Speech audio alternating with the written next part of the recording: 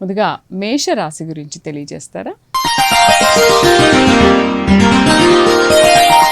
ఈ వారం ఈ మేషరాశి వారి కనుక ఫలితాలు చూసుకున్నట్లయితే ఈ రాశి వారికి లగ్నంలో రవి బుధులున్నారు, ద్వితీయంలో శుక్రుడున్నాడు, తృతీయంలో గురుడున్నాడు, పంచమంలో కేతువు, అట్లనే ఏకాదశంలో చంద్రరాహువులు, ద్వాదశంలో కుజశనుల సంచారం జరుగుతూ ఉన్నది.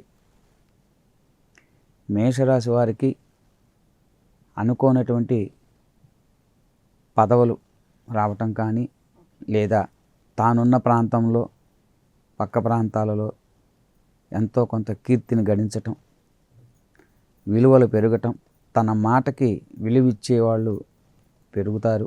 స్త్రీ మూలకంగా ఆర్థిక సహాయ సహకారాలు వీరికి అందుతాయి.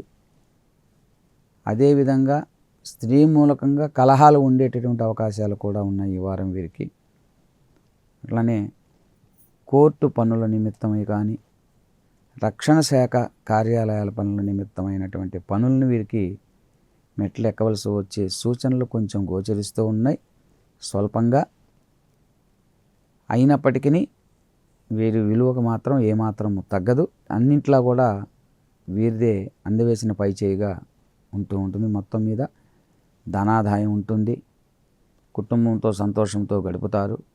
మొత్తం మీద ఈ రాశి వారికి ఈ వారం అనుకూలమైనటువంటి వాతావరణం అని చెప్పవచ్చు. ప్రత్యేకించినటువంటి నియమాలు ఏం లేదు. సుబ్రహ్మణ్య స్వామి ఆరాధన చేయటం కానీ, సుబ్రహ్మణ్య స్వామికి అష్టోత్తరం చదువుతున్నట్లయితే కొంత మంచి ఫలితాలు, ఇంకొద్ది మెరుగుగా మంచి ఫలితాలు, ఉత్తమ ఫలితాలు పొందవచ్చు.